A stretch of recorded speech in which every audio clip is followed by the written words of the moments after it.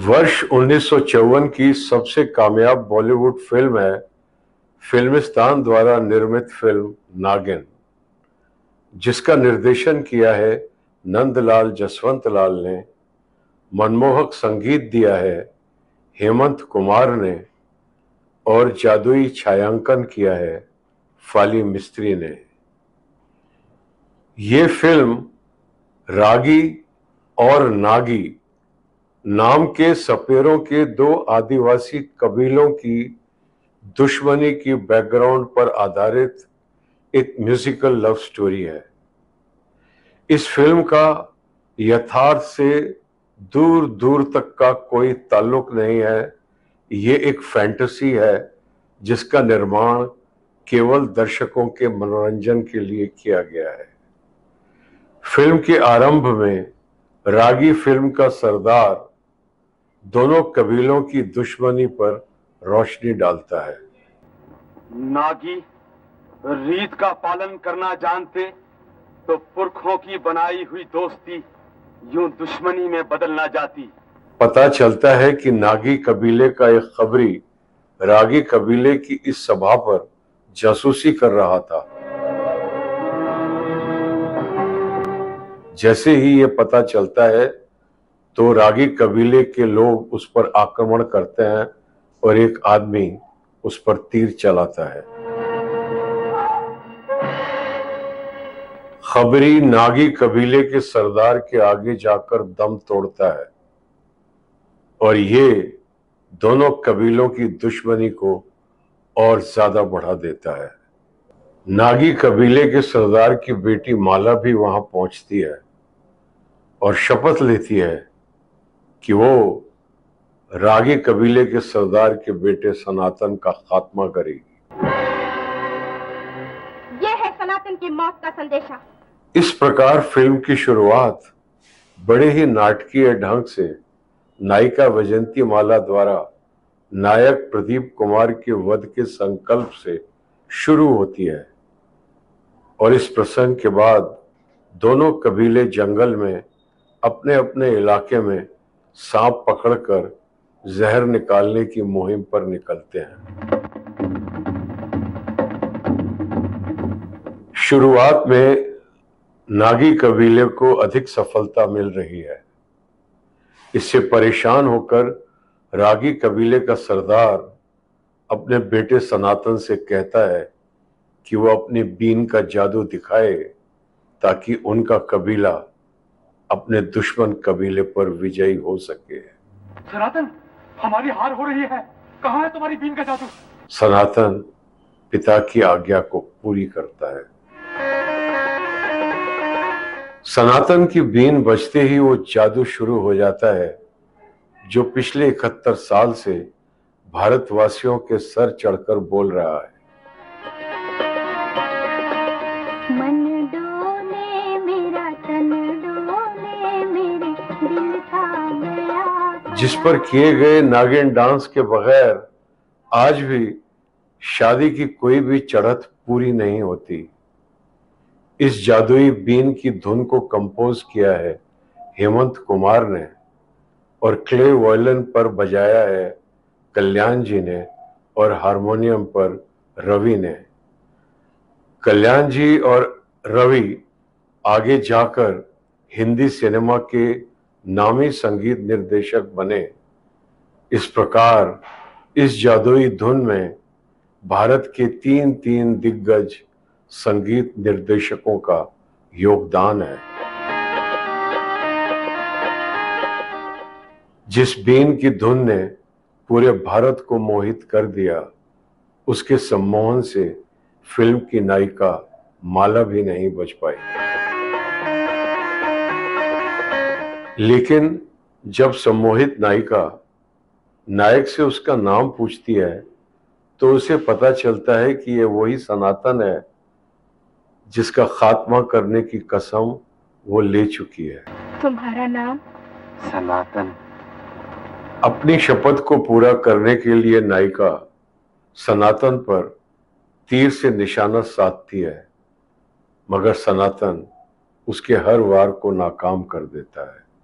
गुस्से में नायिका वहां से निकलती है, मगर एक अजगर उस पर आक्रमण कर देता है। जब सनातन ये देखता है तो वो बहुत ही साहस का प्रदर्शन करते हुए नायिका की जान बचाता है। उधर सनातन और माला के बीच घट रही घटनाओं से अनजान उनके पिता अपने कबीलों के साथ आपस में टकराते हैं। अजगर के आक्रमण से भयभीत माला बेहोश हो गई थी, इसलिए जब उसके पिता और कबीले वालों ने उसे पुकारने के लिए आवाजें लगाईं तो उसको वो सुनाई नहीं दी। होश में आने के बाद माला एक बार फिर सोते हुए सनातन पर खंजर से वार करती है, मगर सनातन की आंख खुल जाती है और वो अपने आप को माला के वार से बचा लेता है।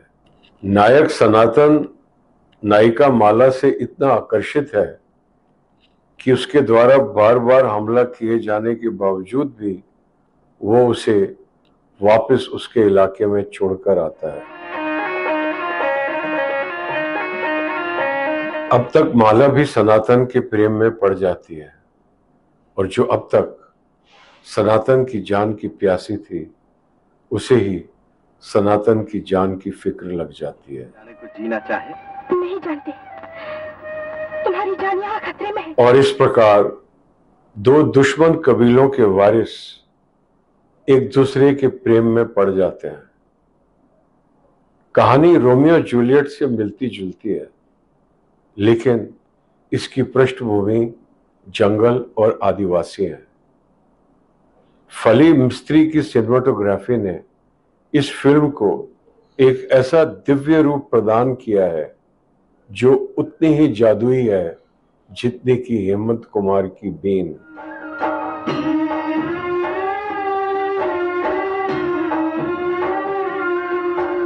दो कबीलों की अदावत में घी डालकर नायक और नायिका के मिलन को पूरी तरीके से रोकने के लिए फिल्म में खलनायक प्रबीर की भी एंट्री हो जाती है।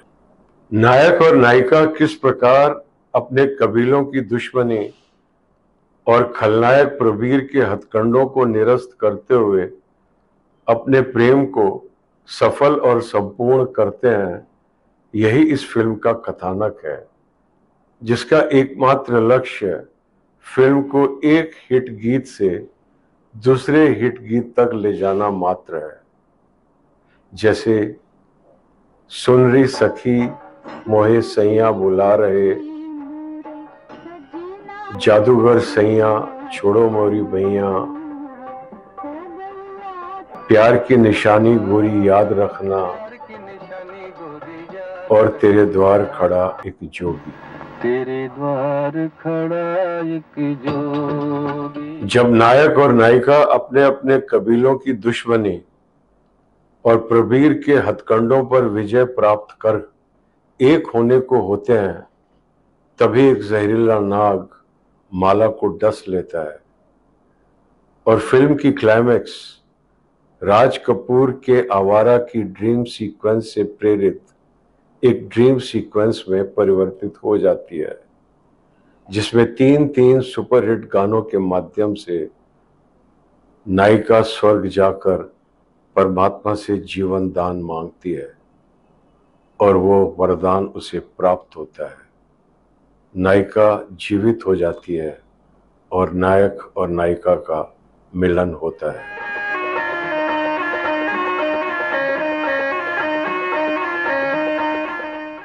उन्नीस 1954 की इस सबसे बड़ी ब्लॉकबस्टर को बनाने का श्रेय शशधर मुखर्जी यानी कि एस मुखर्जी को जाता है, जिनका ये अटूट विश्वास था कि हिट गीत एक फिल्म को कामयाब बना सकते हैं। शशधर मुखर्जी ने अपने करियर की शुरुआत बॉम्बे टॉकीज से की, जहां उन्होंने कंगन, बंधन, झूला और किस्मत जैसी सुपरहिट फिल्मों का निर्माण किया। वहां से निकलकर उन्होंने राय बहादुर चुन्नी लाल के साथ मिलकर फिल्मिस्तान लिमिटेड की स्थापना की, जहां उन्होंने शहीद, समाधि, जागृति, आनंद मठ, अनारकली, नागिन, पेइंग गेस्ट, मुनीम जी, तुम सा नहीं देखा जैसी सुपरहिट फिल्मों का निर्माण किया। और अंत में एस मुखर्जी ने फिल्मिस्तान स्टूडियो को भी छोड़कर फिल्मालय स्टूडियो की स्थापना की, जहां उन्होंने फिल्मालय फिल्म स्कूल की भी स्थापना की। फिल्मालय के अंतर्गत उन्होंने दिल दे के देखो, लव इज शिमला, एक मुसाफिर एक हसीना, आओ प्यार करें और संबंध जैसी अनेकों सुपरहिट फिल्मों का निर्माण किया। उन्होंने साधना, आशा पारेख, संजीव कुमार, जॉय मुखर्जी, देव मुखर्जी जैसे कलाकार और ज्ञान मुखर्जी, सुबोध मुखर्जी, नासिर हुसैन और आर के नैयर जैसे निर्देशक भी बॉलीवुड को प्रदान किए। बॉलीवुड सिनेमा आज जिस प्रारूप में जाना जाता है, अगर उसमें किसी व्यक्ति का सर्वाधिक योगदान है तो वो हैं शशधर मुखर्जी।